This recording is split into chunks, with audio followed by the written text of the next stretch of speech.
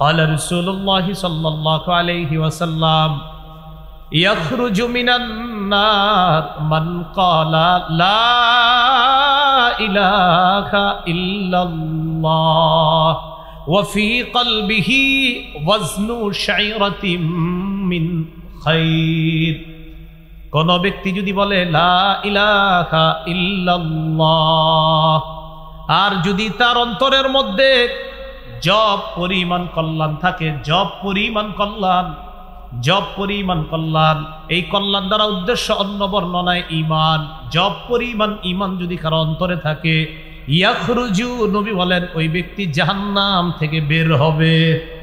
ইয়াখরুজু, বের হবে, মান, ওই ব্যক্তি, কালা, যে বলে লা ইলাহা ইল্লাল্লাহ, আল্লাহ ছাড়া কোনো ইলাহ নাই, আর তার কলবে যদি জব পরিমাণ কল্যাণ থাকে, ঈমান থাকে, সে একদিন জাহান্নাম থেকে বের হয়ে যাবে। কোথায় থাকে? কলবে। কোথায় ঈমানটা থাকবে? কলবে। এরপরে কি বলে দেখেন, ওয়ায়াখরুজু মিনান নার মান ক্বালা লা ইলাহা ইল্লাল্লাহ وفي قلبه وزن شعيرة من خير برة من خير। যে ব্যক্তি বলে লা ইলাহা ইল্লাল্লাহ আর তার অন্তরের মধ্যে যদি গম পরিমাণ ঈমান থাকে, আগে বলছে জব, এবার বলতেছে গম পরিমাণ ঈমান যদি তার অন্তরে থাকে, ইয়াখরুজু, সে জাহান্নাম থেকে একদিন বের হয়ে যাবে। এরপরে কি বলে দেখেন, বলেন অনুপরিমাণ, বলেন এই অনুপরিমাণ ঈমান যদি কারো কলবে থাকে, নবী বলেন ইয়াখরুজু মিনান নার মান ক্বালা লা ইলাহা ইল্লাল্লাহ ওয়া ফি কলবিহি মিসকালু যাররাতিন মিন খায়র। কারো অন্তরে যদি অনুপরিমাণ কল্যাণ থাকে, কল্যাণ দ্বারা উদ্দেশ্য ঈমান থাকে, আর সে যদি লা ইলাহা ইল্লাল্লাহ বলে, এই ব্যক্তিও অনুপরিমাণ খাঁটি ঈমানের কারণে ইয়াখরুজু, একদিন জাহান্নাম থেকে বের হবে। তাহলে বলেন তো কোথায় থাকতে হবে ঈমান?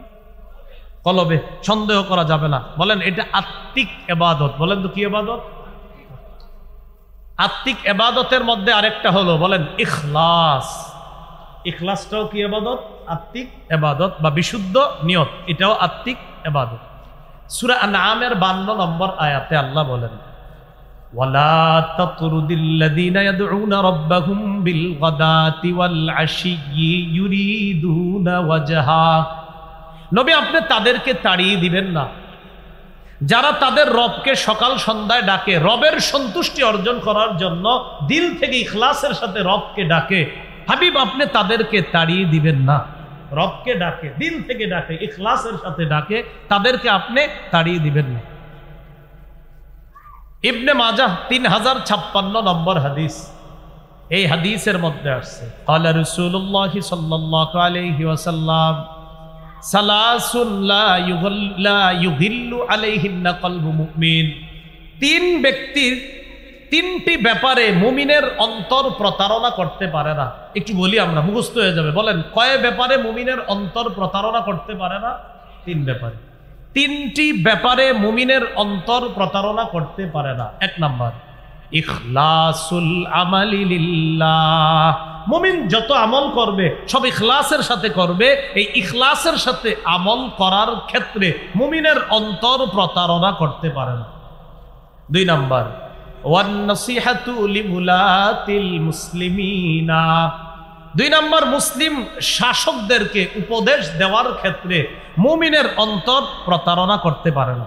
মুসলিম শাসকদেরকে উপদেশ দেওয়ার ক্ষেত্রে, মুসলিম শাসক ভুল করতেছে, তার ভুল ধরিয়ে দেওয়া, তাকে উপদেশ দেওয়ার ক্ষেত্রে মুমিনের অন্তর প্রতারণা করতে পারে না। তিন নাম্বার, ওয়ালুজুমু জামাআতিহিম।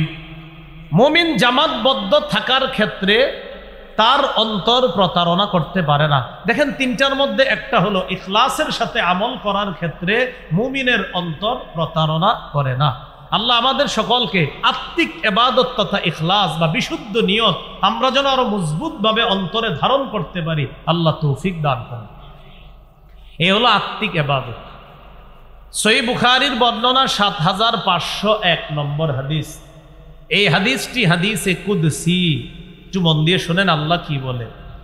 ক্বালা রাসূলুল্লাহ সাল্লাল্লাহু আলাইহি ওয়াসাল্লাম قال الله عز وجل في الحديث القدسي আল্লাহ হাদিসে কুদসির মধ্যে বলেন ইদা আরাদা আবদি আইয়ামালা সাইয়্যাতান ফালা তাকতুবুহা আলাইহি হাত্তা ইয়ামালাহা। আল্লাহ বলেন আমার বান্দা যখন কোনো গুনাহের ইচ্ছা করে, ও ফেরেশতারা গুনাহটা না করা পর্যন্ত তার গুনাহ লিখবা না। সুবহানাল্লাহ। আল্লাহ বলেন আমার বান্দা যখন কোনো গুনাহের ইচ্ছা করে, গুনাহটা না করা পর্যন্ত তার গুনাহ লিখবা না। فإن عملها فاكتبوها بمثلها। আমার বান্দা যদি গুনাহটা করেই ফেলে তাহলে একটা গুনাহ করলে একটা গুনাহ লিখবা। আমার বান্দা যদি গুনাহ করার নিয়ত করার পর গুনাহটা করে ফেলে তো এক গুনাহ একটা লিখবা। একটু বুঝছেন আপনারা সবাই? গুনাহের নিয়ত করছে, এখনো করি নাই গুনাহ, আল্লাহ বলে গুনাহ লিখো না। গুনাহটা করে ফেলছি, বাস একটা গুনাহ করলে একটা গুনাহ। এবার কি বলে দেখেন, ইন তারাকাহা মিন আজলি। বান্দা গুনাহের সামনে গেছে, যাওয়ার পর মনে পড়ছেন না আমি করবো না গুনাহটা, আমার আল্লাহরে আমি খুশি করবো। এই আল্লাহরে খুশি করার জন্য গুনাহটা পরিত্যাগ করছে, গুনাহটা ছেড়ে দিছে। আল্লাহ বলেন গুনাহ যেহেতু আমার জন্য ছেড়ে দিয়েছে, ফাকতুবুহা লাহু হাসানা, তার এই ছেড়ে দেওয়ার মানসিকতার কারণে তার আমলনামায় একটা নেকি লিপিবদ্ধ করে। এবার কি বলে দেখেন, ওয়াইদা আরাদা আইয়ামালা হাসানাতান। আমার বান্দা যদি কোনো নেক কাজ করার নিয়ত করে, ফালাম ইয়ামালহা, এখনো কাজটা করে নাই। আপনারা নিয়ত করেছেন এই মাহফিলে আসবেন, আসলে নিয়ত করছেন মন থেকে, কিন্তু কোনো কারণে অনেকে আসতে পারে নাই। আসতে যারা পারে নাই কিন্তু নিয়ত করছে, আল্লাহ বলেন ফাকতুবুহা লাহু হাসানা। নিয়ত তো করছে, তার পরিপূর্ণ নিয়ত ছিল, হঠাৎ তার আম্মা অসুস্থ হয়েছে, হসপিটালে নিয়ে গেছে, তাই আসতে পারে নাই। যাক নিয়ত তো করছে, খাঁটি নিয়ত, তার আমল নামায় একটা সওয়াব লেখা দাও। আল্লাহুম্মা ইন্নী আউযু বিকা মিন শাররি লিসানি ওয়া শাররি সামঈ ওয়া শাররি বাসারি ওয়া শাররি মানিহি। বানঘর গ্রামবাসী ও প্রবাসীদের উদ্যোগে বানঘর লক্ষণপুর মনোহরগঞ্জ কুমিল্লা এর উদ্যোগে আয়োজিত তাফসিরুল কোরআন মাহফিলের প্রধান মেহমান, এতক্ষণ যিনি গুরুত্বপূর্ণ আলোচনা পেশ করেছেন, আন্তর্জাতিক খ্যাতিসম্পন্ন মুফাসসিরে কোরআন, বিশিষ্ট ইসলামী চিন্তাবিদ হযরত মাওলানা মুশতাক ফয়েজি পীর সাহেব দামাত বরকাতুহুল আলিয়া, নাগাইশ দরবার শরীফ কুমিল্লা। গুরুত্বপূর্ণ আলোচনা করেছেন হযরত মাওলানা মোহাম্মদ ইমাম হুসাইন, আরবি প্রভাষক, শাকতলা আলিম মাদ্রাসা, নোয়াখালী। আজকের মাহফিলের সম্মানিত সভাপতি কারি সফিউল্লাহ, কারি শাফিউল্লাহ, সাবেক মুহতামিম মিফতাহুল উলুম দারুল উলুম মাদ্রাসা, নেত্রকোনা। উপস্থিত হযরত উলামায়ে কেরাম, মুসলমান ভাইরা, মাইকের আওয়াজ যদ্দূর যাচ্ছে বিভিন্ন ঘর বাড়ি বাসা বাড়িতে অবস্থানরত শ্রদ্ধেয় মা বোনেরা, আল্লাহ পাক রব্বুল আলামিনের দরবারে শুকরিয়া আদায় করছি, আল্লাহ আমাদেরকে এই মাহফিলে উপস্থিত হওয়ার তৌফিক দান করেছেন বলে আলহামদুলিল্লাহ। প্রথম কথা, ইবাদতের আবিধানিক পারিভাষিক অর্থ। শাইখুল ইসলাম ইবনে তাইমিয়া রহমতুল্লাহ আলাইহির একটা কিতাব আছে, নাম আল উবুদিয়্যাহ। উবুদিয়্যার শাব্দিক অর্থ হলো দাসত্ব, তো তার কিতাবের নাম আল উবুদিয়্যাহ। এই কিতাবের 33 নম্বর পৃষ্ঠায় ইবাদতের সংজ্ঞা তিনি করেছেন, আল ইবাদাতু আসলু মা'না আদ-দুল্ল। ইবাদতের আসল অর্থ হলো বিনয়ী হওয়া। তাহলে ইবাদতের একটা অর্থ আমরা জানলাম, বিনয়ী হওয়া। একটা কিতাব আছে নাম আল ইবাদাতু ফিল ইসলাম, কিতাবের লেখক আল্লামা শেখ ইউসুফ আল কারজাবি। এই কিতাবের 28 নম্বর পৃষ্ঠা আছে। ইবাদত কি জিনিস সেখানে তিনি উল্লেখ করেছেন, ইবাদত হলো হিয়া তাআতু মা গায়াতিল খুজু'। চূড়ান্ত বিনয়ের সাথে আনুগত্য প্রকাশ করাকে ইবাদত বলে। চূড়ান্ত পর্যায়ের বিনয় প্রকাশ করে আনুগত্য করাকেই ইবাদত বলে।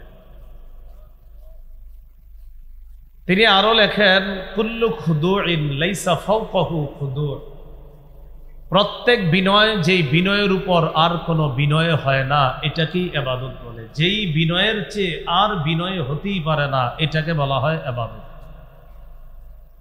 ইবাদতের আবিধানিক অর্থটার একটা ফলাফল দাঁড়াইছে আমাদের সামনে, সেটা হলো চূড়ান্ত বিনয় প্রকাশ করার নাম হলো ইবাদত। ইবাদতের পারিভাষিক অর্থ শাইখুল ইসলাম ইবনে তাইমিয়া রহমতুল্লাহ আলাই আল উবুদিয়্যাহ নামক কিতাবের 23 নম্বর পৃষ্ঠায় তিনি লেখেন, আল ইবাদাহ ইসমুন জামিউন লিকুল্লি মা ইউহিব্বুহুল্লাহু ওয়া ইয়ারদা মিনাল আফআলি ওয়াল আ'মালিল বাতিনাতি ওয়াজ যাহিরা। প্রকাশ্য এবং আভ্যন্তরীণ যেই সমস্ত ইবাদত বন্দিগি, চাল চলন, কথাবার্তা আল্লাহকে রাজি করে খুশি করে এটাকেই ইবাদত বলে। ইবাদত কথাবার্তা চাল চলন, সেটা প্রকাশ্যে হোক গোপনে হোক, যেটা আল্লাহকে খুশি করে রাজি করে এটাকেই কি বলে? ইবাদত। ইমাম কুরতুবী রহমতুল্লাহ আলাই ইবাদতের সংজ্ঞা করেছেন তাফসিরে কুরতুবী 1 নম্বর খণ্ড 255 নম্বর পৃষ্ঠা। ইমাম কুরতুবী বলেন, আল ইবাদাতু ইবারাতুন আন তাওহীদি, তিনি বলেন আল ইবাদা, ইবাদত হলো ইবারাতুন আন তাওহীদিল্লাহ, আল্লাহর একত্ববাদ স্বীকার করার নাম হলো ইবাদত। ওয়ালতিজামি শারাঈ দীনিহি, দ্বীনের নিয়ম কানুন পালন করা হলো ইবাদত। ওয়া আসলুল ইবাদাতি আল খুজু, ইবাদতের মূল হলো বিনয়ী হওয়া। এটা ইমাম কুরতুবীর ইবাদতের পারিভাষিক সংজ্ঞা। এগুলো আজকের আলোচনার প্রথম কথা। আজকের আলোচনার দ্বিতীয় কথা, কোরআনে মৌলিকভাবে ইবাদত সম্পর্কে কি বলা হয়েছে একটু যদি আমার সাথে বলেন। ধরনের দিক থেকে ইবাদত 2 প্রকার। ধরন মানে এটা এই ধরনের, উনি এই ধরনের বলি না আমরা, এরকম ধরনগত দিক থেকে ইবাদত 2 প্রকার কোরআনে আসছে। এক, আল উবুদিয়্যাতুল আম্মাহ, সাধারণ ইবাদত। আরেকটা আল উবুদিয়্যাতুল খাসা, বিশেষ ইবাদত। সাধারণ ইবাদতের মধ্যে সমস্ত সৃষ্টি শামিল। সূরা মারইয়ামের 93 নম্বর আয়াতে আল্লাহ বলেন, ইন কুল্লু মান ফিস সামাওয়াতি ওয়াল আরদি ইল্লা আতির রহমানি আবদা। আসমান জমিনের যা কিছু আছে সবাই রহমানের কাছে দাস হয়ে উপস্থিত হবে। সবাই দাস। তাহলে আল্লাহর রাজত্ব আর বরত্বের দাসত্ব এটা সবাই একদিন স্বীকার করবে। যদিও দুনিয়াতে অনেকে মানে না, আসলে তারাও কিন্তু আল্লাহর রিজিক খেয়ে দুনিয়াতে বাঁচতেছে, আল্লাহর বাতাস ভোগ করতেছে। যারা আল্লাহরে বিশ্বাস করে না তারাও, কিন্তু কিয়ামতের ময়দানে সবাই স্বীকার করবে আল্লাহ যে, কিন্তু লাভ হবে না সবারটা, শুধু ইমানদারদেরটা লাভ হবে, বেঈমানরা স্বীকার করেও কোনো লাভ হবে না কিয়ামতের মাঠে। তাহলে সাধারণ ইবাদতের মধ্যে সবাই শামিল। 2 নম্বর, বিশেষ ইবাদত। বিশেষ ইবাদতের মধ্যে আল্লাহর শুধু বিশেষ বান্দারা অন্তর্ভুক্ত। এটা কারা? এটা হলো তারা যারা ইচ্ছায় এবং আল্লাহর মহব্বতে আল্লাহকে খুশি করার জন্য ইবাদত করে। এটা হলো বিশেষ ইবাদত। যেমন সূরা ফুরকানের 63 নম্বর আয়াতে আল্লাহ বলেন, ওয়া ইবাদুর রহমানিল্লাযীনা ইয়ামশুনা আলাল আরদি হাওনা ওয়া ইযা খাতাবাহুমুল জাহিলুনা ক্বালু সালামা। রহমানের প্রকৃত বান্দা তারা যারা পৃথিবীতে বিনয়ী হয়ে হাঁটে, নম্র হয়ে হাঁটে, অহংকার পরিহার করে চলে। وَإِذَا خَاطَبَهُمُ الْجَاهِلُونَ قَالُوا سَلَامًا। মূর্খরা যখন তাদের সাথে তর্ক করতে চায়, মূর্খরা যখন তাদের সাথে তর্কে জড়িয়ে যায়, তখন তারা বলে আসসালামু আলাইকুম, তোমার সাথে আমার কথা বলার সময় নেই, সালাম না। এই রহমানের বান্দারা যে দুনিয়াতে নম্র হয়ে বিনয়ী হয়ে চলে, এরা হলো আল্লাহর বিশেষ বান্দা, বিশেষ ইবাদত যারা করে তারা। সূরা জুমারের 17-18 নম্বর আয়াতে আল্লাহ বলেন, فبشر عبادي الذين يستمعون القول فيتبعون احسنا। নবী আপনি আমার বান্দাদেরকে সুসংবাদ দেন, আমার বিশেষ বান্দা কারা? الذين يستمعون القول فيتبعون احسنا, যারা কথা মনোযোগ দিয়ে শুনে আর কথার মধ্যে সবচেয়ে উত্তম যেই কথাগুলো সেগুলোর অনুসরণ করে তাদের জীবন তারা পরিচালিত করে। এরা হলো আল্লাহর বিশেষ বান্দা।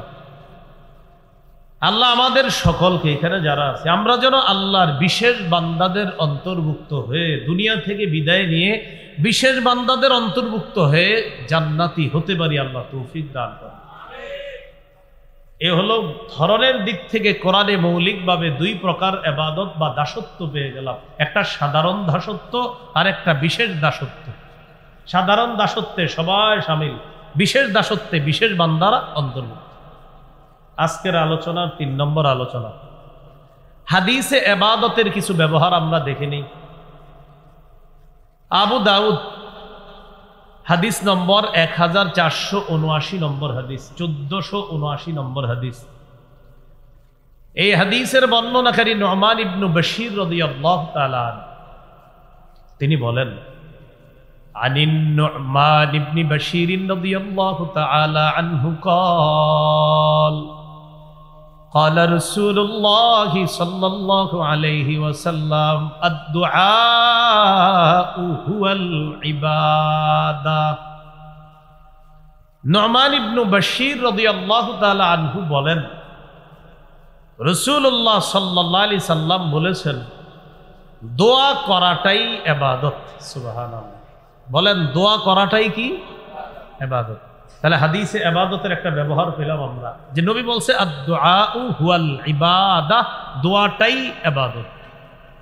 তাহলে আমরা যারা দোয়া করি, দোয়ার সময় অলসতা না করা, দোয়ার সময় এদিক সেদিক না তাকানো, দোয়ার সময় মাথা না খুঁটা, নাক না খুঁটা, অলস ভঙ্গিতে দোয়া না করে, আবু দাউদের 1488 নম্বর হাদিস অনুযায়ী বুক বরাবর হাত উঠিয়ে অত্যন্ত কাকুতি মিনতি করে বিনয়ের সাথে আল্লাহর কাছে দোয়া করব ইনশাআল্লাহ। হাদিস থেকে ইবাদতের আরেকটা ব্যবহার দেখে নিই। তিরমিজির বর্ণনা 2201 নম্বর হাদিস, সহিহ মুসলিমে হাদিসটা। এই হাদিসের বর্ণনাকারী রাসূলের সাহাবী মাকিল ইবনে ইয়াসার রাদিয়াল্লাহু তাআলা তিনি বলেন, قال رسول الله صلى الله عليه وسلم العبادة في الهرج كهجرة إلي। রাসূলুল্লাহ সাল্লাল্লাহু আলাইহি সাল্লাম বলেন, কলহ বিপর্যয়ের সময়, ফিতনা ফাসাদের সময় ইবাদত করা আমি নবীর কাছে হিজরত করার সমতুল্য। এই যে এখন কলহ বিপর্যয় চলতেছে, এই কলহ বিপর্যয়ের সময় ইবাদত করা নবী বলেন আমার কাছে হিজরত করার সমতুল্য। ইবাদতের আরেকটা ব্যবহার দেখি। হাদিসের কিতাব মুসনাদে আহমদ 6895 নম্বর হাদিস। এই হাদিসের বর্ণনাকারী আব্দুল্লাহ ইবনে আমর ইবনুল আস রাদিয়াল্লাহু তাআলা আনহুমা। এই হাদিসের মধ্যে আছে, قال رسول الله صلى الله عليه وسلم إن العبد إذا كان على طريقة حسنة من العبادة ثم مرض قيل للملك المؤكل به اكتب له بمثل عمله إذا كان طليقا। রাসূলুল্লাহ সাল্লাল্লাহু আলাইহি সাল্লাম বলেন, আল্লাহর কোনো বান্দা যদি এবাদতের সঠিক একটা পদ্ধতি গ্রহণ করে, আল্লাহর কোনো বান্দা এবাদতের সঠিক একটা পদ্ধতি গ্রহণ করার পর এই বেচারা ডেলি এবাদতটা করে, কথার কথা আপনি প্রতিদিন চুপে চুপে কিছু এবাদত করেন যেটা আমরা কেউ জানি না, শুধু আপনি জানেন। এই পদ্ধতিতে আপনি নিয়মিত এবাদত করেন, কথার কথা আপনি চুপে চুপে 4 রাকাত 6 রাকাত 8 রাকাত নফল নামাজ পড়েন, বা এমন কিছু এবাদত করেন যেটা আমরা জানি না কিন্তু ডেলি করেন। হঠাৎ আপনি অসুস্থ হয়ে গেছেন, সুম্মা মারিদ, নবী বলেন ওই বান্দা অসুস্থ হয়ে গেছে। অসুস্থ হওয়ার পর এখন তো আর এবাদত করতে পারতেছেন না। নবীজি বলেন এই যে ব্যক্তিটা অসুস্থ হয়ে গেল আর এবাদত করতে পারে না, তার দায়িত্বে নিয়োজিত ফেরেশতাকে আল্লাহ ডাক দিয়ে বলে, ও ফেরেশতা, আমার বান্দা সুস্থ থাইকা যে আমলগুলা করত আর তুমি সওয়াব লেখতা, এখন যেহেতু অসুস্থতার কারণে করতে পারতেছে না, তো আমার বান্দা তো উজর, তাই এবাদতটা করতে পারে না, তোমরা কিন্তু সওয়াব লেখা বন্ধ করবা না, সওয়াব লেখা বন্ধ করবা না। এখানে এবাদতের একটা ব্যবহার পাইলাম যে এবাদতের সুন্দর একটা পদ্ধতি গ্রহণ করা। এবাদতের আরেকটা ব্যবহার দেখি আমরা, সহিহুল জামে হাদিসের কিতাব 4214 নম্বর হাদিস। এই হাদিসের বর্ণনাকারী হুযায়ফা রাদিয়াল্লাহু তাআলা তিনি বলেন, قال رسول الله صلى الله عليه وسلم فضل العلم احب الي من فضل العباده। নবীজি বলেন ইবাদতের মর্যাদার চাইতে ইলম অর্জনের মর্যাদা আমি নবীর কাছে বেশি প্রিয়। সুবহানাল্লাহ। আবার শুনেন কি বলছে নবী। নবীজি বলেন ইবাদতের মর্যাদার চাইতে ইলম অন্বেষণের মর্যাদা আমি নবীর কাছে বেশি প্রিয়। এজন্য উলামায়ে কেরাম যারা আছে এলাকার তাদেরকে শ্রদ্ধা করবেন, দাম দিয়েন। দেখা যাবে আপনি নফল নামাজ পড়েন 8 রাকাত 12 14 রাকাত, আর উনি বৈশা বৈশা কোরআন হাদিস গবেষণা করতেছে। আপনার ইবাদত আবার ছেড়েন না, আপনি ইবাদত করেন, কিন্তু আপনার ইবাদতটা শুদ্ধ না অশুদ্ধ এটা বলবে ওই হুজুর যিনি কোরআন হাদিস গবেষণা করতেছে। এজন্য নবী বলেন তার এই গবেষণা করার মর্যাদাটা আমার কাছে ইবাদতের মর্যাদার চাইতে বেশি প্রিয়। অখায়রু দীনিকুম আল ওয়ারউ, নবী বলেন তোমাদের সর্বোত্তম দিন হলো তাকওয়া, আল্লাহর ভয়। এইগুলো আজকের আলোচনার 3 নাম্বার আলোচনা, যে হাদিসে ইবাদতের ব্যবহার আমরা দেখলাম। 1 নাম্বার মনে আছে, ইবাদতের আবিধানিক পারিভাষিক অর্থ জানলাম। 2, ইবাদতের মৌলিক 2টি প্রকার কোরআন থেকে জানলাম। 3, হাদিস থেকে ইবাদতের কিছু ব্যবহার জানলাম। আজকের আলোচনার 4 নম্বর আলোচনা, একটু আমার সাথে বলতে হবে, বলেন উপকারিতা লাভ করার ক্ষেত্রে, উপকারিতা লাভ করার দিক থেকে ইবাদত 2 প্রকার। 1, নিজে আমল করে সওয়াব লাভ করা। 2, অন্যের সহায়তায় ইবাদত করে সওয়াব লাভ করা। তাহলে বলেন তো 1 নাম্বার নিজে ইবাদত করে সওয়াব লাভ করা, 2 নাম্বার অন্যের সহায়তা, অন্যের মাধ্যমে সওয়াব লাভ করা। তাহলে বলেন তো উপকারিতা বা সওয়াব লাভ করার দিক থেকে ইবাদত কয় প্রকার? 1 নাম্বার নিজে ইবাদত করে উপকার লাভ করা, 2 নাম্বার অন্যের সাহায্যে ইবাদত করে উপকার লাভ করা। মনে থাকবেন ইনশাআল্লাহ। কলম খাতা নিয়ে বসা দরকার ছিল। এবার দেখেন বলি, 1, নিজে ইবাদত করে উপকারিতা লাভ করা, যেমন নামাজ, কোরআন তেলাওয়াত করা। তিরমিজির বর্ণনা 2910 নম্বর হাদিস। এই হাদিসের মধ্যে আসছে قال رسول الله صلى الله عليه وسلم من قرأ حرفا من كتاب الله فله حسنة। নবীজি বলেন কেউ যদি কোরআনের একটা অক্ষর পড়ে, ফালাহু হাসানা, সাথে সাথে তার আমলনামায় সওয়াব, ওয়াল হাসানাতু বিআশরি আমসালিহা, একটা নেকিকে 10টা বাড়ায়া, একটা অক্ষরের কারণে আল্লাহ পাক রব্বুল আলামিন তার আমলনামায় 10টি নেকি লিপিবদ্ধ করে দেয়। কোরআনের 1 অক্ষরে কয় নেকি? 10। নবীজি বলেন লা আকুলু আলিফ লাম মিম হারফুন ওয়ালাকিন আলিফুন হারফুন ওয়ালামুন হারফুন ওয়া মিমুন হারফুন। নবী বলেন আমি বলছি না আলিফ লাম মিম পুরাটা একটা অক্ষর, এটা বলছি না, বরং আলিফ একটা অক্ষর, বলেন বলেন আলিফ একটা অক্ষর, লাম একটা অক্ষর, মিম একটা অক্ষর, 3 অক্ষরে 10 10 করে 3 10 30টা নেকি তার আমল নামায় আল্লাহ লিখবেন। পড়েন তো আলহামদু, আবার আলহামদু, 2 বার বললাম, আবার আলহামদু 3 বার বললাম। প্রত্যেকের আমল নামায় 150টা নেকি লেখা হয়েছে। কিভাবে? হামজা লাম হা মিম দাল 5 অক্ষর, আমরা পড়ছি 3 বার, 5 অক্ষরে 50, আবার পড়ছি 5 অক্ষরে 50, আবার পড়ছি 5 অক্ষরে 50, একদম সত্যি কথা 150 নেকি। এটা হলো নিজে নিজে ইবাদত করে সওয়াব কামাইলাম, এই যে এখন আমরা নিজেরা কইরা সওয়াব কামাইলাম। আরেকটা হলো অন্যের সহায়তা নিয়ে, অন্যের সাহায্য নিয়ে ইবাদত করে সওয়াব কামানো। এটা কেমন? দান করা, সদকা করা। আপনি যারে দান করবেন, যাকে সদকা করবেন, তার মানে ওই লোকটা জাকাত খাওয়ার যোগ্য, তারে জাকাত দিতে পারছেন বলে আপনার সওয়াব হয়েছে। এটা তার মাধ্যমে আপনি সওয়াব কামাই করছেন। কিন্তু জাকাতটা যদি না দেন তো গুনাহ হবে, সওয়াব হবে না। তাহলে গরিব মানুষকে জাকাত দিলেন, তার হক তাকে আদায় করে দিলেন। জাকাত কিন্তু আপনার টাকা না, এটা গরিবের টাকা, যে পাওনা তার টাকা। তো তার টাকাটা তারে দিলেন, সওয়াব আপনি পাইলেন, তো তার সাহায্যে আপনি সওয়াব পাইলেন। সহিহ বুখারীর একটা বর্ণনা শুনি আমরা, 5353 5353 নম্বর হাদিস।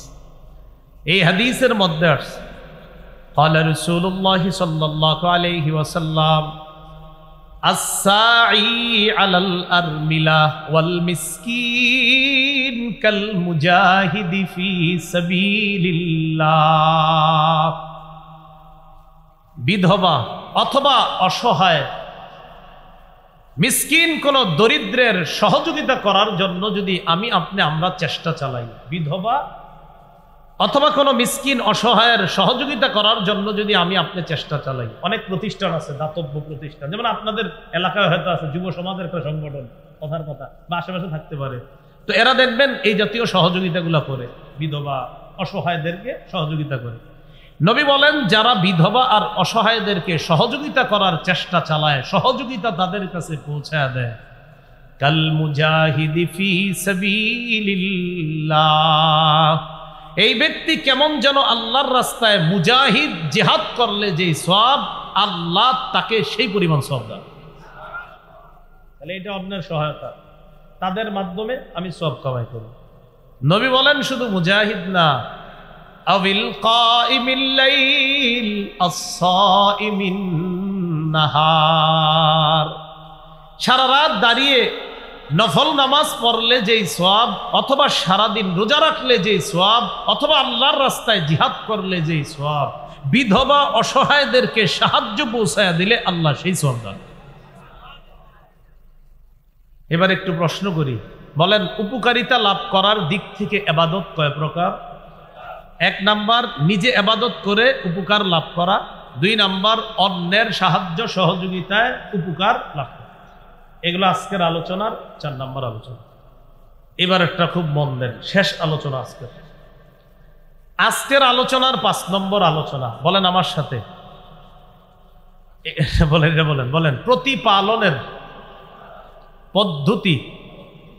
প্রতিপালনের পদ্ধতি মানে ইবাদতটা কোন পদ্ধতিতে করব?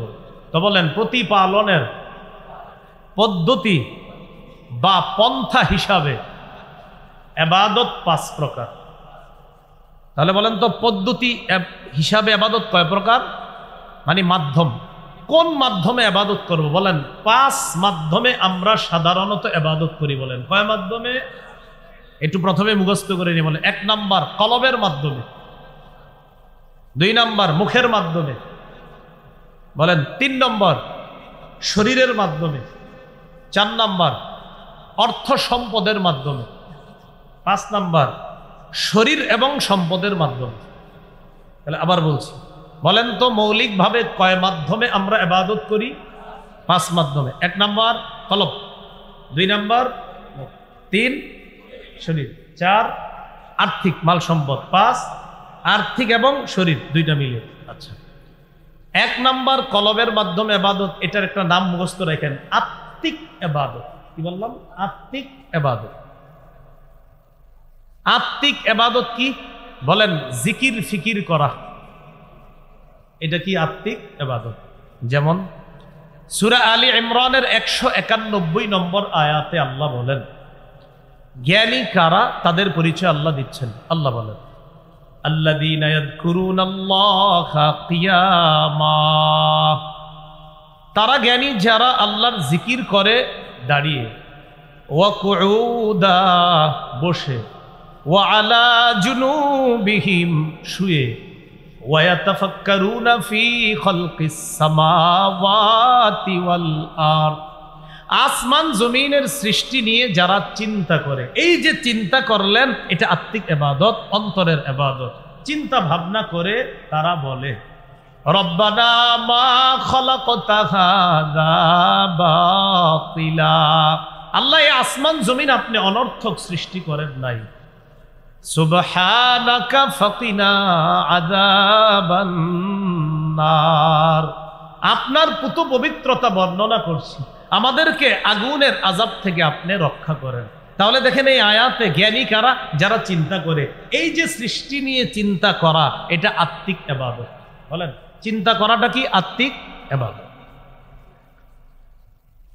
আত্মিক ইবাদতের ব্যাপারে এটা জানলাম একটা। আরেকটা হলো, এটা একটু আমার সাথে বলতে হবে। বলেন, আসমান জমিনের রাজত্ব একমাত্র আল্লাহ, আসমান জমিনের মালিকানা একমাত্র আল্লাহ। এই কথাটি অন্তর দিয়ে বিশ্বাস করা, এটার নাম আত্মিক ইবাদত। আপনি অন্তর দিয়ে বিশ্বাস করা এটা, যে না আসমান জমিন আল্লাহ, আল্লাহ আসমান জমিনের মালিক, এটা অন্তর দিয়ে বিশ্বাস করা। সূরা জুমারের 63-64, সূরা জুমারের 33-34 নম্বর আয়াতে আল্লাহ বলেন, 24 পারার একদম শুরু পৃষ্ঠা, ওয়াল্লাযী জাআ বিস-সিদকি ওয়া সাদ্দাকা বিহি উলাইকা হুমুল মুত্তাকুন, যারা সত্য নিয়ে এসেছে এবং সত্যকে সত্য বলে মেনে নিয়েছে। আল্লাহ বলেন তারাই মুত্তাকি, যারা সত্য নিয়ে এসেছে এবং মন থেকে সত্যকে সত্য বলে যারা মেনে নিয়েছে, তারা মুত্তাকি। লাহুম মা ইয়াশাউনা ইনদা রাব্বিহিম, তাদের জন্য তাদের রবের কাছে তা রয়েছে যা তারা চায়, আল্লাহ তাদেরকে তাই দান করে। তাহলে অন্তর দিয়ে মনে প্রাণে এটা বিশ্বাস করা, রাজত্ব ক্ষমতা একমাত্র আল্লাহ। সূরা হুজুরাতের 15 নম্বর আয়াতে আল্লাহ বলেন, ইন্নামাল মুমিনুনা আল্লাযীনা আমানু বিল্লাহ ওয়া রাসূলিহি সুম্মা লাম ইয়ারতাবু ওয়া জাহাদু বিআমওয়ালিহিম ওয়া আনফুসিহিম ফি সাবিলিল্লাহ। আল্লাহ বলেন, ইন্নামাল মুমিনুন, ঈমানদার তারা, আল্লাযীনা আমানু বিল্লাহ ওয়া রাসূলি, যারা আল্লাহকে বিশ্বাস করে, রাসূলকে বিশ্বাস করে, সুম্মা লাম ইয়ারতাবু, সন্দেহ করে না। ঈমানদার তারা যারা আল্লাহকে বিশ্বাস করে, রাসূলকে বিশ্বাস করে, সন্দেহ করে না। ওয়া জাহাদু বিআমওয়ালিহিম ওয়া আনফুসিহিম ফি সাবিলিল্লাহ, যারা নিজেদের জানমাল নিয়ে আল্লাহর রাস্তায় লড়াই করে। আল্লাহ বলেন, উলাইকা হুমুস সাদিকুন, আমি আল্লাহ কোরআনে ঘোষণা করলাম তারাই প্রকৃত সত্যবাদী। তাহলে মন থেকে বিশ্বাস করা আল্লাহকে, রাসূলকে, মনে কোনো সন্দেহ না রাখা, আত্মিক ইবাদত, কলবের ইবাদত। আরেকটা উদাহরণ নেন, সহিহ বুখারীর 44 নম্বর হাদিস। কোন কিতাব? বুখারী 44 নম্বর হাদিস। এই হাদিসে নবী কি বলে দেখেন, ক্বালা রাসূলুল্লাহ সাল্লাল্লাহু আলাইহি ওয়াসাল্লাম, ইয়াখরুজু মিনান নার মান ক্বালা লা ইলাহা ইল্লাল্লাহ ওয়া ফি কলবিহি ওয়াজনু শাইরাতিন মিন খাইর। কোন ব্যক্তি যদি বলে লা ইলাহা ইল্লাল্লাহ, আর যদি তার অন্তরের মধ্যে জব পরিমাণ কল্যাণ থাকে, জব পরিমাণ কল্যাণ, জব পরিমাণ কল্যাণ। এই কল্যাণ দ্বারা উদ্দেশ্য অন্য বর্ণনায় ঈমান। জব পরিমাণ ঈমান যদি কারো অন্তরে থাকে, ইয়াখরুজু, নবী বলেন ওই ব্যক্তি জাহান্নাম থেকে বের হবে। ইয়াখরুজু, বের হবে। মান, ওই ব্যক্তি কালা, যে বলে লা ইলাহা ইল্লাল্লাহ, আল্লাহ ছাড়া কোনো ইলাহ নাই, আর তার কলবে যদি জব পরিমাণ কল্যাণ থাকে, ঈমান থাকে, সে একদিন জাহান্নাম থেকে বের হয়ে যাবে। কোথায় থাকে? কলবে। কোথায় ঈমানটা থাকবে? কলবে। এরপরে কি বলে দেখেন, ওয়ায়াখরুজু মিনান নার মান ক্বালা লা ইলাহা ইল্লাল্লাহ ওয়া ফি কলবিহি ওয়াজনু শাইরাতিন মিন খাইর বুররাতিন মিন খাইর। যে ব্যক্তি বলে লা ইলাহা ইল্লাল্লাহ আর তার অন্তরের মধ্যে যদি গম পরিমাণ ঈমান থাকে, আগে বলছে জব, এবার বলতেছে গম পরিমাণ ঈমান যদি তার অন্তরে থাকে, ইয়াখরুজু, সে জাহান্নাম থেকে একদিন বের হয়ে যাবে। এরপরে কি বলে দেখেন, বলেন অনুপরিমাণ, বলেন এই অনুপরিমাণ ঈমান যদি কারো কলবে থাকে, নবী বলেন ইয়াখরুজু মিনান নার মান ক্বালা লা ইলাহা ইল্লাল্লাহ ওয়া ফি কলবিহি মিসকালু যাররাতিন মিন খাইর। কারো অন্তরে যদি অনুপরিমাণ কল্যাণ থাকে, কল্যাণ দ্বারা উদ্দেশ্য ঈমান থাকে, আর সে যদি লা ইলাহা ইল্লাল্লাহ বলে, এই ব্যক্তিও অনুপরিমাণ খাঁটি ঈমানের কারণে ইয়াখরুজু, একদিন জাহান্নাম থেকে বের হবে। তাহলে বলেন তো কোথায় থাকতে হবে ঈমান? কলবে, সন্দেহ করা যাবে না। বলেন এটা আত্মিক ইবাদত। বলেন তো কি ইবাদত? আত্মিক ইবাদতের মধ্যে আরেকটা হলো, বলেন ইখলাস। ইখলাসটাও কি ইবাদত? আত্মিক ইবাদত বা বিশুদ্ধ নিয়ত, এটাও আত্মিক ইবাদত। সূরা আনআমের 52 নম্বর আয়াতে আল্লাহ বলেন, ওয়ালা তাতরুদিল্লাযীনা ইয়াদউনা রাব্বাহুম বিল গাদাতি ওয়াল আশিয়্যি ইউরিদুনা ওয়াজহা। নবী, আপনি তাদেরকে তাড়িয়ে দিবেন না যারা তাদের রবকে সকাল সন্ধ্যায় ডাকে, রবের সন্তুষ্টি অর্জন করার জন্য দিল থেকে ইখলাসের সাথে রবকে ডাকে। হাবিব, আপনি তাদেরকে তাড়িয়ে দিবেন না। রবকে ডাকে, দিল থেকে ডাকে, ইখলাসের সাথে ডাকে, তাদেরকে আপনি তাড়িয়ে দিবেন না। ইবনে মাজাহ 3056 নম্বর হাদিস।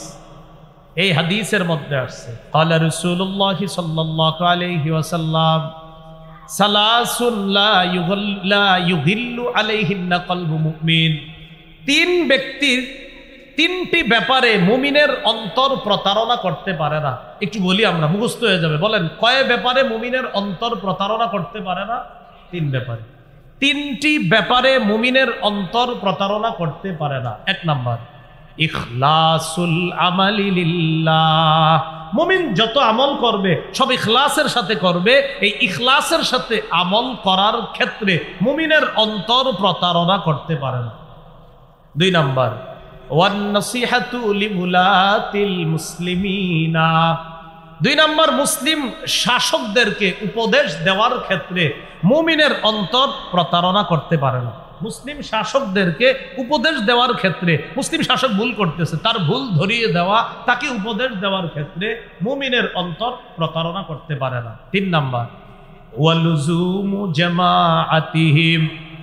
মুমিন জামাতবদ্ধ থাকার ক্ষেত্রে তার অন্তর প্রতারণা করতে পারে না। দেখেন, তিনটার মধ্যে একটা হলো ইখলাসের সাথে আমল করার ক্ষেত্রে মুমিনের অন্তর প্রতারণা করে না। আল্লাহ আমাদের সকলকে আত্মিক ইবাদত তথা ইখলাস বা বিশুদ্ধ নিয়ত আমরা যেন আরো মজবুতভাবে অন্তরে ধারণ করতে পারি, আল্লাহ তৌফিক দান করেন। এই হলো আত্মিক ইবাদত। সহিহ বুখারীর বর্ণনা 7501 নম্বর হাদিস। এই হাদিসটি হাদিসে কুদসি। একটু মন দিয়ে শুনেন আল্লাহ কি বলে। ক্বালা রাসূলুল্লাহি সাল্লাল্লাহু আলাইহি ওয়াসাল্লাম, قال الله عز وجل في الحديث القدسي। আল্লাহ হাদিসে কুদসির মধ্যে বলেন, ইদা আরাদা আবদি আন ইয়ামালা সাইয়্যাতান ফালা তাকতুবুহা আলাইহি হাত্তা ইয়ামালাহা। আল্লাহ বলেন, আমার বান্দা যখন কোনো গুনাহের ইচ্ছা করে, ও ফেরেশতারা, গুনাহটা না করা পর্যন্ত তার গুনাহ লিখবা না। সুবহানাল্লাহ। আল্লাহ বলেন আমার বান্দা যখন কোনো গুনাহের ইচ্ছা করে গুনাহটা না করা পর্যন্ত তার গুনাহ লেখবা না। ফাইন আমিলাহা ফাকতুবুহা বিমিসলিহা, আমার বান্দা যদি গুনাহটা করেই ফেলে তাহলে একটা গুনাহ করলে একটা গুনাহ লেখবা। আমার বান্দা যদি গুনাহ করার নিয়ত করার পর গুনাহটা করে ফেলে তো এক গুনাহ একটা লেখবা। একটু বুঝছেন না আপনারা সবাই? গুনাহের নিয়ত করছে, এখনো করি নাই গুনাহ, আল্লাহ বলে গুনাহ লিখো না। গুনাহটা করে ফেলছি, বাস একটা গুনাহ করলে একটা গুনাহ। এবার কি বলে দেখেন, ইন তারাকাহা মিন আজলি, বান্দা গুনাহের সামনে গেছে, যাওয়ার পর মনে পড়ছেন না আমি করবো না গুনাহটা, আমার আল্লাহরে আমি খুশি করবো, এই আল্লাহরে খুশি করার জন্য গুনাহটা পরিত্যাগ করছে, গুনাহটা ছেড়ে দিছে। আল্লাহ বলেন গুনাহ যেহেতু আমার জন্য ছেড়ে দিয়েছে, ফাকতুবুহা লাহু হাসানা, তার এই ছেড়ে দেওয়ার মানসিকতার কারণে তার আমলনামায় একটা নেকি লিপিবদ্ধ করে। এবার কি বলে দেখেন, ওয়াইদা আরাদা আন ইয়ামালা হাসানাতান, আমার বান্দা যদি কোনো নেক কাজ করার নিয়ত করে, ফালাম ইয়ামালহা, এখনো কাজটা করে নাই। আপনারা নিয়ত করেছেন এই মাহফিলে আসবেন, আসলে নিয়ত করছেন মন থেকে, কিন্তু কোনো কারণে অনেকে আসতে পারে নাই। আসতে যারা পারে নাই কিন্তু নিয়ত করছে, আল্লাহ বলেন ফাকতুবুহা লাহু হাসানা, নিয়ত তো করছে, তার পরিপূর্ণ নিয়ত ছিল, হঠাৎ তার আম্মা অসুস্থ হয়েছে, হসপিটালে নিয়ে গেছে, তাই আসতে পারে নাই। যাক নিয়ত তো করছে, খাঁটি নিয়ত, তার আমলনামায় একটা সওয়াব লেখা দাও। এবার কি বলে দেখেন, ফাইন আমিলাহা ফাকতুবুহা লাহু বিআশরি আমসালিহা ইলা 700 দিআফিন, আমার বান্দা যদি নেকির কাজটা করে ফেলে তাকে 10 থেকে 700 গুণ পর্যন্ত বাড়ায়া সওয়াব লেখা। তাহলে নিয়তের দাম আছে না নাই? আত্মিক ইবাদত। কি নিয়ত? কি ইবাদত? আমাদের আর্থিক না, আত্মিক, অন্তরের। মনে আসেনি মাধ্যম, যেই মাধ্যমে ইবাদত করি এই মাধ্যম হিসাবে ইবাদত কয় প্রকার? এক নাম্বার আত্মিক ইবাদত, এই আলোচনা চলছে আমাদের। সহিহ মুসলিমের বর্ণনা 1909 নম্বর হাদিস। এই হাদিসটি সবাই একটু মন দিয়ে শুনবেন, শোনার পর আমি জিজ্ঞাসা করবো, বুঝে শুনে হাত তুলেন, দেখেন কি বলে নবী। قال رسول الله صلى الله عليه وسلم من سأل الله الشهادة بصدق, নবী বলেন কেউ যদি দিল থেকে শহীদ হওয়ার নিয়ত করে, কামনা করে, আল্লাহর কাছে যদি চায়, আল্লাহ তোমার কাছে আমি শাহাদাত চাই, দিল থেকে। কারা কারা আসলেই দিল থেকে চান? সত্যি? হ্যাঁ, আমার আগে নাগেশের পিসা হুজুর বলছে না ফিলিস্তিনের পক্ষে কারা কারা, তখন তো আপনারা সবাই জোর দিয়ে বলছেন, এখন কিন্তু এইভাবে আস্তে আস্তে উঠছে, টেনশনে পড়ে গেছে। আসলেই কি নিয়ত আছে? নবী বলেন কেউ যদি সত্যিকার অর্থে দিল থেকে শাহাদাতের নিয়ত করে, বাল্লাগাহুল্লাহু মানাজিলাশ শুহাদা ওয়া ইন মাতা আলা ফিরাশিহি, ওই ব্যক্তি যদি তার ঘরের বিছানায়ও মারা যায় আল্লাহ তাকে শহীদদের মর্যাদায় পৌঁছায় দিবেন। তাহলে এইবার দেখি কার কার নিয়ত আছে শাহাদাতের। হ্যাঁ, আল্লাহ কবুল করে। তাহলে আবার বলছি দেখেন, ও আমাদের যে শিল্পী অন্ধ হামেশা, উনি তো কত সুন্দর গজলের মাধ্যমে আপনাদের কাছ থেকে জানতে চাইল, তখন তো সবাই ঠিক ঠিক করে সমর্থন জানাইলেন।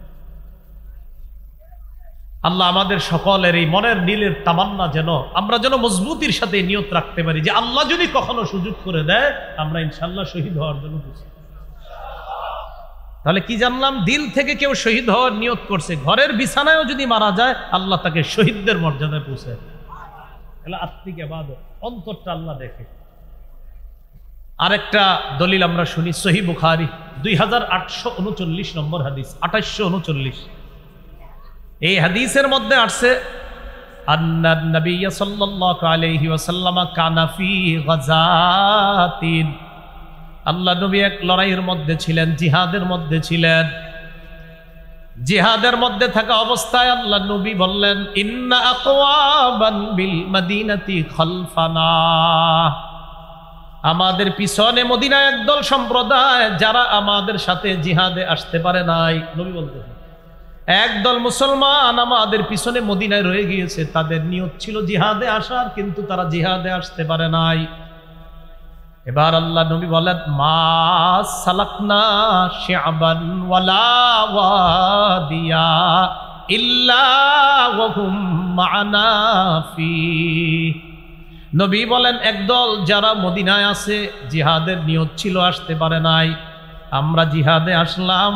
জিহাদে রওনা করার পর যতগুলা ঘাটি আর উপত্যকা আমরা অতিক্রম করলাম, প্রত্যেকটা ঘাটি অতিক্রম করার সময় যেই সওয়াব আল্লাহ আমাদেরকে দিয়েছেন, যারা আসতে পারে নাই তাদেরকেও আল্লাহ সমপরিমাণ সওয়াব দিয়ে দিয়েছেন। কেন? নিয়ত ছিল। এই তো মাশাআল্লাহ বুঝে আসছে, নিয়ত ছিল। আসতে পারে নাই, নবী কয় কেন আসে নাই? হাবাসাহুমুল উযর, ওজর তাদেরকে আটকে দিয়েছে। কেউ ছিল অন্ধ, কেউ পায়ে সমস্যা ছিল, বিভিন্ন ওজরের কারণে আসতে পারে নাই। এই যে দেখেন আজকে যে ভাইটা গজল গাইলো, আল্লাহ কখনো যদি তৌফিক দেয় আমরা যেতে পারবো যারা দেখি, কিন্তু এই ভাই তো ওজরের কারণে যেতে পারবে না। তো তার নিয়ত আছে কিন্তু যেতে পারবে।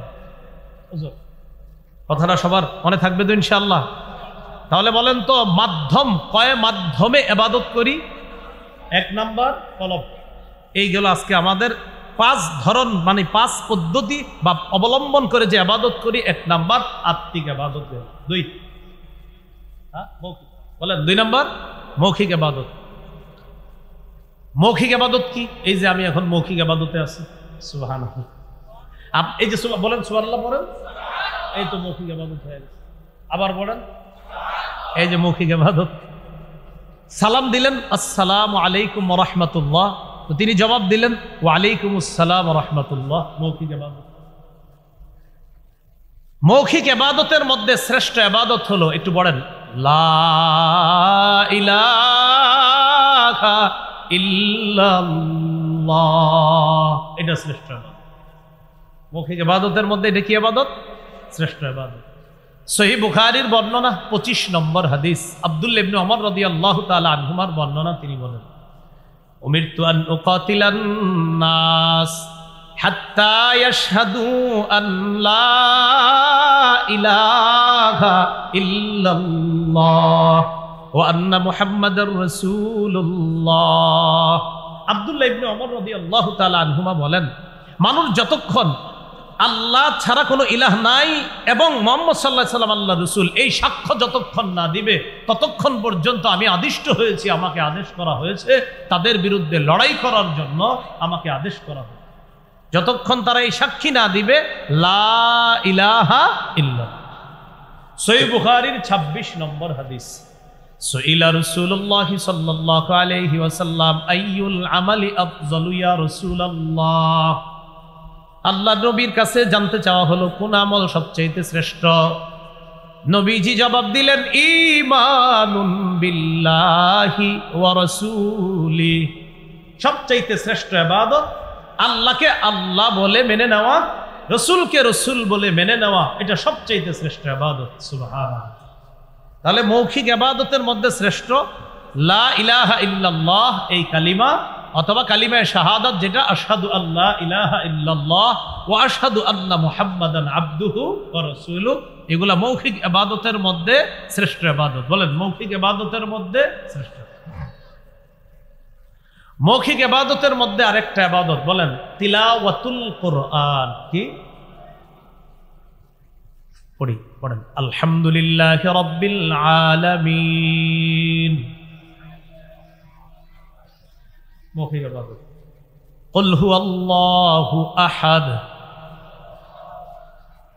আল্লাহুস সামাদ লাম ইয়ালিদ ওয়া লাম ইউলাদ ওয়া লাম ইয়াকুল লাহু কুফুয়ান আহাদ। এটা কি ইবাদত? ওকে, তাহলে একটা গেল লা ইলাহা ইল্লাল্লাহ শ্রেষ্ঠ, এরপরে জানলাম তিলাওয়াতুল কুরআন, কোরআনের তেলাওয়াত করা। সূরা কাহফের 27 নম্বর আয়াতে আল্লাহ বলেন, ওয়াতলু মা উহিয়া ইলাইকা মিন কিতাবি রাব্বিকা লা মুবাদদিলা লিকালিমাতি। আপনার রবের পক্ষ থেকে কিতাবের যা ওহী হিসাবে আপনার কাছে পাঠানো হয়, আপনি তা তেলাওয়াত করেন। লা মুবাদদিলা লিকালিমাতি, আল্লাহর কথাকে পরিবর্তন করার মতো কেউ নাই, হাবিব আপনি তেলাওয়াত করেন। তেলাওয়াত এটা মৌখিক ইবাদত। সহিহ বুখারীর বর্ণনা 5011 নম্বর হাদিস, এই হাদিসের মধ্যে আসছে বারা ইবনে আজিব রাদিয়াল্লাহু তাআলা আনহুর বর্ণনা, তিনি বলেন কানা রাজুলুন ইয়াকরাউ সূরাতাল কাহফ, এক ব্যক্তি সূরা কাহফ তেলাওয়াত করতেছিল। বলি তো কোন সূরা? সূরা কাহফ। এক ব্যক্তি সূরা কাহফ তেলাওয়াত করতেছিল। তো সূরা কাহফ তেলাওয়াত করার সময় ওয়া ইলা জানিবিহি হিসানুন মারবুতুন বিশাতানাইন, তার কাছেই তার ঘোড়াটা দুইটা রশি দিয়ে বাঁধা ছিল। ফাতাগাশাতহু সাহাবা, ইতিমধ্যে আকাশের মেঘ আইসা তাকে ছায়া দিল তার ঘোড়াকে। ফাজাআলাত তাদনু ওয়া তাদনু, মেঘের ওই জিনিসটা, বাদলটা, মেঘটা খালি কাছে আসতেছে, ক্রমেই খালি নিকটে আসতেছে। এক ব্যক্তি সূরা কাহফ তেলাওয়াত করতেছিলেন, মেঘ আইসা তার ঘোড়াকে ছায়া দিতেছিল। এই মেঘ যত তেলাওয়াত করে ততই নিচের দিকে আসতেছিল। ফাজাআলা ফারাসুহু ইয়ানফিরু, হঠাৎ তার ঘোড়াটা লাফালাফি শুরু করছে। ঘোড়া কি শুরু করছে? লাফালাফি। তিনি তেলাওয়াত বন্ধ করে দিলেন। ফালাম্মা আসবাহা আতান নবিয়্য সাল্লাল্লাহু আলাইহি ওয়াসাল্লাম, সকাল হলো, নবীর কাছে আসলেন। আসার পর ফাযাকারা যালিকা লা, আল্লাহর নবীকে ব্যাপারটা জানাইলেন। ফাকালা রাসূলুল্লাহ সাল্লাল্লাহু আলাইহি ওয়াসাল্লাম তিলকাস সাকিনাতু তাতানাজ্জালাত বিল কুরআন, এটা যা দেখছো এটা প্রশান্তি, কোরআনের কারণে এই প্রশান্তি এসে গিয়েছে আর তোমার ঘোড়াকে ছায়া দিয়েছে। মুসলিমের বর্ণনা, নবী অন্য সাহাবীকে বলেন, উসাইদ ইবনে হুযাইর রাদিয়াল্লাহু তাআলা আনহুকে বলেন, তুমি যদি ফজর পর্যন্ত তেলাওয়াত করতা তাহলে এই যে মেঘ দেখলা, আসলে এগুলা মেঘ না, মেঘের মধ্যে কি দেখছো? হুজুর ফিহা আমসালুস সুরুজ, বাতির মতো দেখেছি, লাইটের মতো। নবীজি বলেন, ওই যে বাতি বাতি তোমার কাছে মনে হয়েছে। তারপর আমি তেলাওয়াত বলবে, আনা কানজুকা আনা মালুকা, আমি তোমার সেই সম্পদ, আমি তোমার সেই মাল। সহিহ মুসলিমের বর্ণনায় যাকাত না দেওয়ার কারণে তার এই যাকাতযোগ্য সম্পদকে পাপ বানানো হবে। লন্ডি করা হয় যে কাপড়, এই কাপড় যে লন্ডি করা হয় ইস্ত্রি গরম, এরকম পাত বানানো হবে, তার কপাল, পার্শ্ব আর পিঠে সেক দেওয়া হবে। এইভাবে তাকে সেক দেওয়া হবে একদিন কিয়ামতের মাঠে। বলেন কয়দিন? বলেন সবাই কয়দিন? জাহান্নামে যাওয়ার আগে কয়দিন শাস্তি দেওয়া হবে? এই একদিনের পরিমাণ মাত্র 50,000 বছর। হাদিসে জেনেছি এমনি গুলো হবে, হাদিসে আসছে একদিন। তো আমিও পয়রা দেখি একদিন, মাশাআল্লাহ, একটু বেশি না। একটু পরে নবী কয় কানা মিকদারুহু 50 আলফা সানা, একদিনের পরিমাণ 50,000 বছর। আল্লাহ আমাদের সকলকে হেফাজত করেন।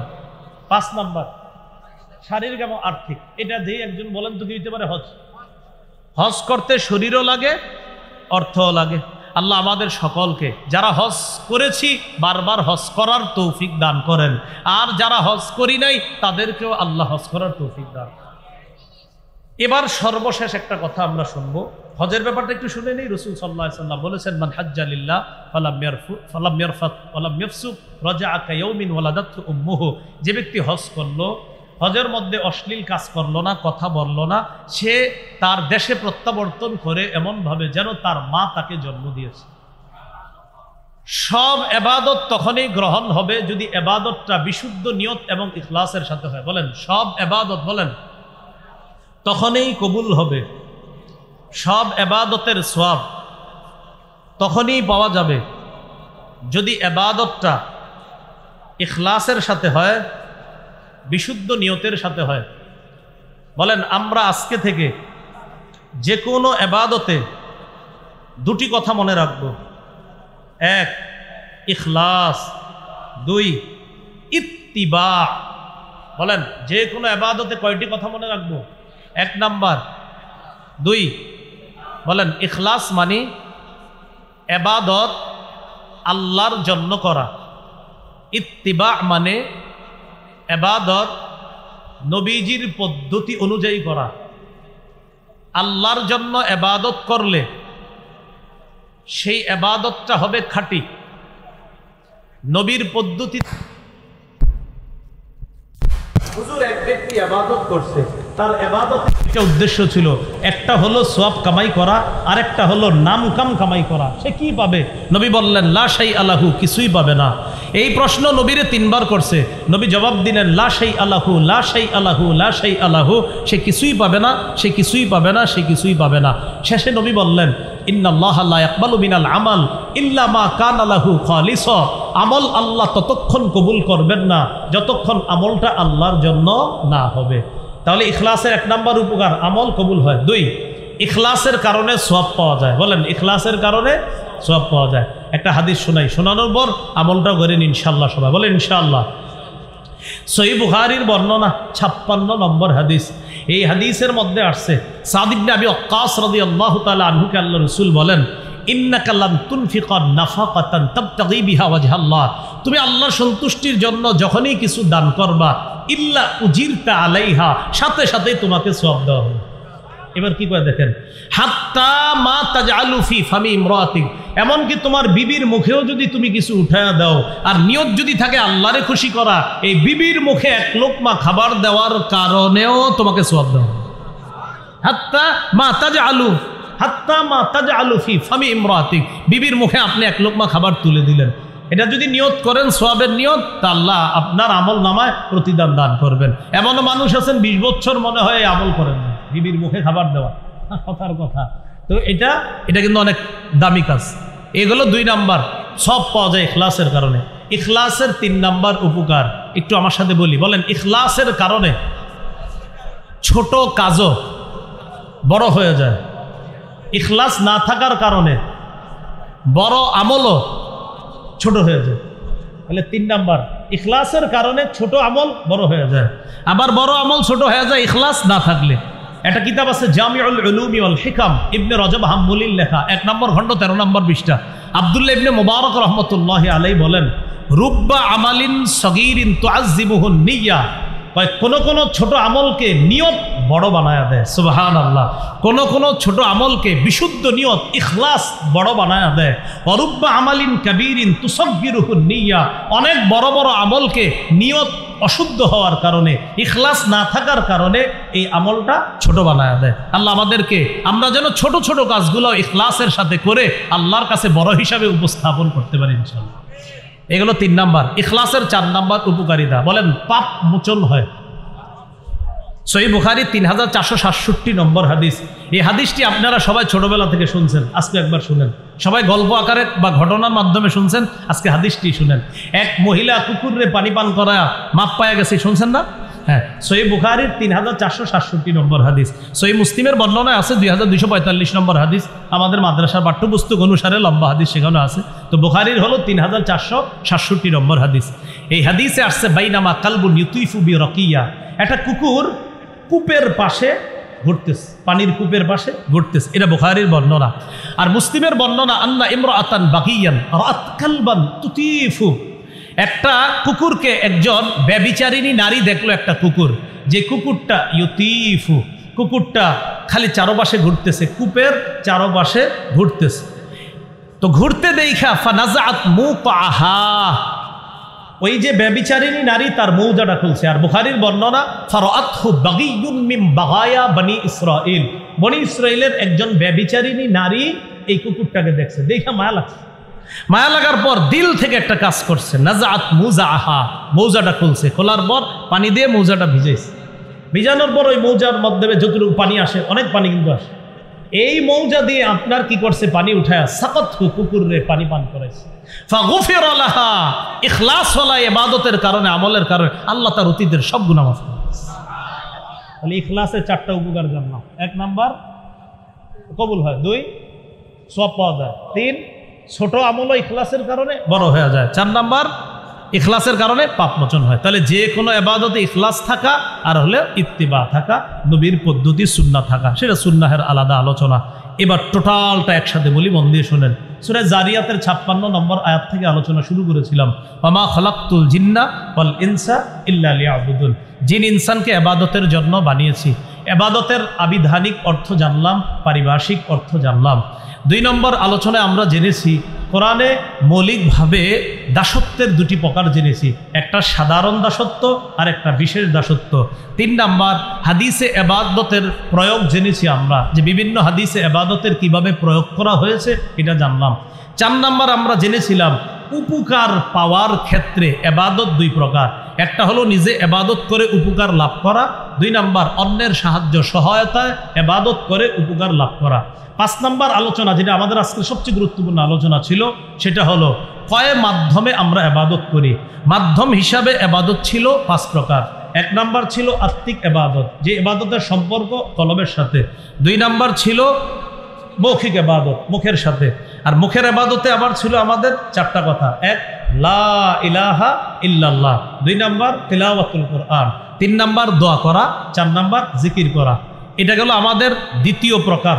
আর তৃতীয় প্রকার ছিল দৈহিক এবাদত, শারীরিক এবাদত, যেমন নামাজ পড়া। 4 নাম্বার প্রকার ছিল আর্থিক এবাদত, যাকাত দেওয়া, সদকা করা। 5 নাম্বার ছিল আর্থিক এবং শারীরিক এবাদত, হজ করা। সবগুলোর শেষে একটা সারনির্যাস জানছি, সব এবাদতে ইখলাস থাকা।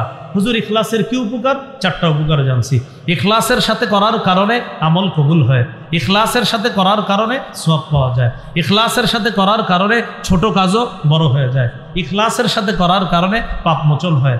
ইখলাসের পাশাপাশি আরেকটা জেনেছি, শুধু ইখলাস হলেই হবে না, ইত্তিবা থাকতে হবে। প্রতিটা আমল ইখলাসের সাথে করতে হবে, প্রতিটা ইবাদত ইখলাসের সাথে করতে হবে, সাথে সাথে নবীর শিখানো পদ্ধতি অনুযায়ী করতে হবে। যদি করতে পারি তাহলে ইবাদতের নাম হবে খাঁটি এবং বিশুদ্ধ। খাঁটি আর বিশুদ্ধ ইবাদত যদি আল্লাহর কাছে পেশ করতে পারি, আল্লাহ কবুল করবেন, সওয়াব দেন। আল্লাহ আমাদের সকলকে যে কথাগুলো শুনলাম বললাম, আমরা সবাই যেন এইভাবে কিছু কিছু তো মনে থাকবে আপনাদের, তো অন্যদেরকেও পৌঁছায় দিবেন। চা স্টলে বৈশা পরস্পরে আলোচনা করবেন, একজন আরেকজনের সাথে মুজাকারা করবেন। আল্লাহ আমাদের সকলকে কবুল করে।